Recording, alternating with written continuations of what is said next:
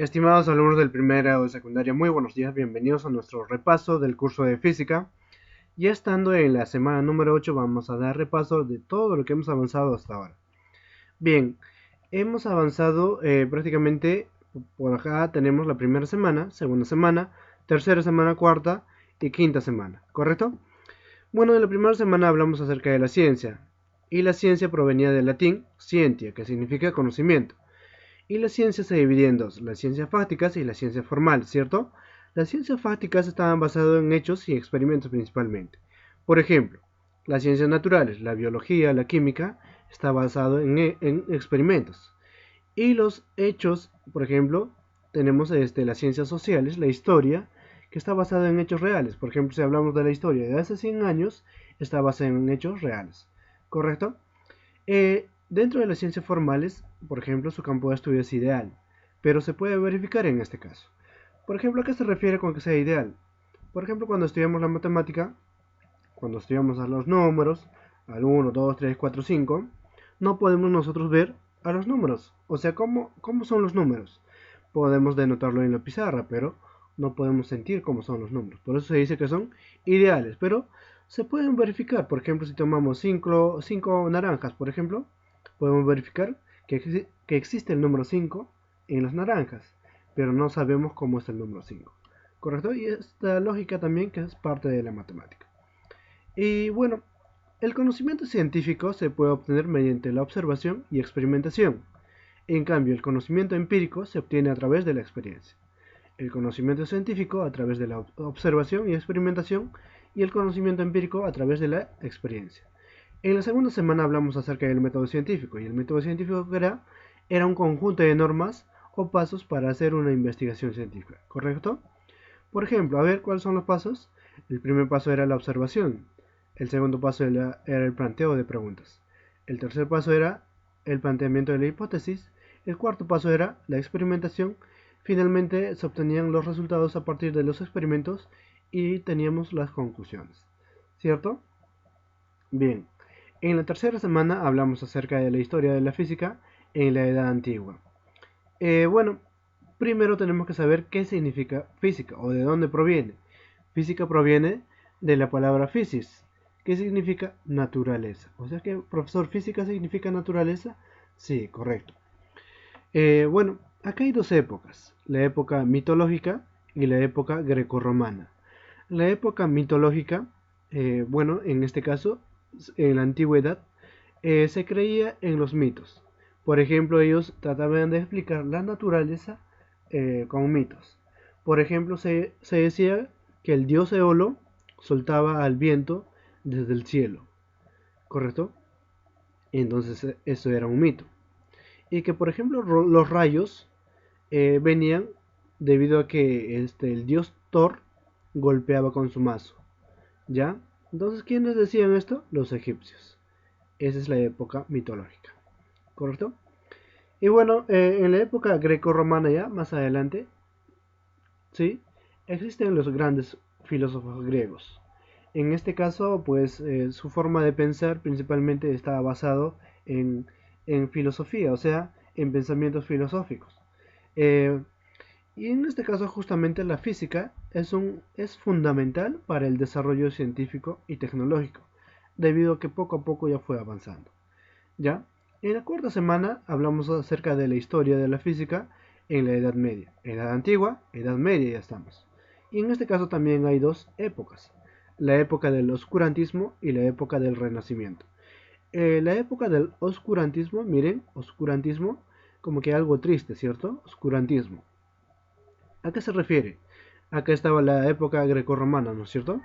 Es que lo que pasa es que en la época del oscurantismo prácticamente la cultura griega que estaba por acá eh, prácticamente cae. ¿Sí? ¿Cómo es eso que cae, profesor? Prácticamente fueron conquistados. ¿Ya? Y bueno, cae la cultura griega y fue sometida a la dictadura religiosa. ¿Por qué, profesor, a la dictadura religiosa? Lo que pasa es que en esa época estaban las guerras de las cruzadas. ¿Y en qué consistían las guerras de las cruzadas? Consistía en que, por ejemplo, la Iglesia Católica tenía un gran poder. Y estos señores, por ejemplo, tenían sus soldados eh, que iban conquistando las culturas, predicando la palabra de Dios. Y si alguien no creía en la palabra de Dios, lo mataban. ¿Ya? Y es por eso justamente que cae la cultura griega. Bueno, luego viene la época del Renacimiento, en donde se fundan universidades. ¿Ya? Renacimiento, o sea que renace la física. Esta es la época del oscurantismo de la física. Esta es la época del Renacimiento. Vuelve a renacer la física. ¿Cómo? Porque se fundan universidades. Por ejemplo, la Universidad de París, la Universidad de Bolonia, Oxford, ya son las primeras universidades del mundo. Sin embargo, estas universidades seguían siendo dominadas por los religiosos, por la iglesia. En este caso, surge un personaje muy importante que es Johann Gutenberg, que inventa la imprenta. ¿A qué se refiere con la imprenta, profesor? A que, por ejemplo, inventa la impresión, ¿ya?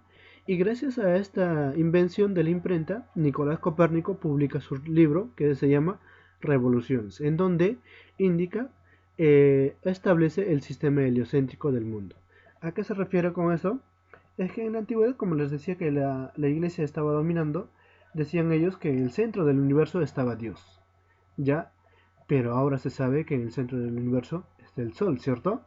Y esto justamente fue por primera vez dicho por Nicolás Copérnico en su libro Revoluciones, ¿ya? Bueno, en el siglo XVII y XVIII surge la revolución de la física en la mecánica. ¿Qué pasa acá? Por ejemplo, Francis Bacon y Galileo Galilei plantean el método científico que por acá lo estudiamos, ¿sí? Estos personajes prácticamente plantearon esto, ¿ya? Robert Hooke, que fue un personaje muy importante en inventando microscopio, ¿sí? También fue muy importante en esta parte de la época de la revolución de la física, ¿correcto? Bueno, Isaac Newton también surge acá, el cual plantea las leyes del movimiento, que más adelante lo vamos a estudiar, y las leyes de la gravitación universal. En la quinta semana habíamos hablado acerca de la historia de la física en la edad moderna, ¿correcto? O en la edad contemporánea también se llama. Acá surgen personajes como Maxwell, que unifica la electricidad y el magnetismo. ¿Cómo? ¿Cómo se llama esto? Electromagnetismo. También surge a Einstein, que descubre los rayos X. Hasta ese entonces no se había descubierto todavía.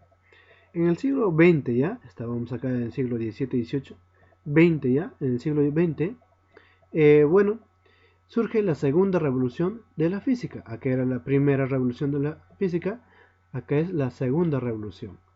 ¿Y por qué surge esto? Porque Albert Einstein, este señor Albert Einstein, que ustedes lo han escuchado muchas veces, plantea dos teorías. La teoría de la relatividad para explicar la gravedad y la teoría del efecto fotoeléctrico. ¿Ya? Lo explica de una forma más detallada, y es más compleja. El efecto fotoeléctrico, o gracias a esta teoría del efecto fotoeléctrico, en el año 1921 gana el premio Nobel. ¿Sí? ¿Y en qué consiste el efecto fotoeléctrico, profesor? Bien, por ejemplo, cuando se emiten, a él lo llama fotones, mire, cuando se emiten fotones sobre un metal, por ejemplo, al chocar, desplaza un electrón. Esa es la teoría del efecto fotoeléctrico. Ya, de una forma muy sencilla. Bueno, posteriormente ya lo van a avanzar con longitudes de onda y cosas así. Bueno, luego viene, por ejemplo, Schrödinger, el cual formula en el año 1921, formula la mecánica cuántica y plantea la existencia de los orbitales en los átomos. Uno de los personajes muy importantes en los últimos años es Stephen Hawking. Y es que este señor, que era un físico también, plantea la teoría de los agujeros negros. ¿Y cómo es eso, profesor? Lo que pasa es que en el espacio probablemente existen agujeros negros, los cuales absorben la luz. Profesor, ¿cómo es eso que absorben la luz? No que la luz llega, por ejemplo, desde el Sol hasta la Tierra, y como un agujero negro puede absorber. Es que no se sabe qué longitud tienen estos agujeros negros, ¿ya? Y probablemente estos agujeros negros nos permiten, por ejemplo, viajar en el tiempo, pero aún no se sabe. Es simplemente una teoría, ¿ya? Además, este personaje, Stephen Hawking, es considerado uno de los físicos más importantes de la actualidad, que, bueno, este personaje falleció hace 2 años aproximadamente. Y chicos, bien, esto fue todo respecto a nuestro repaso. Espero que se encuentren muy bien y nos vemos en la próxima sesión.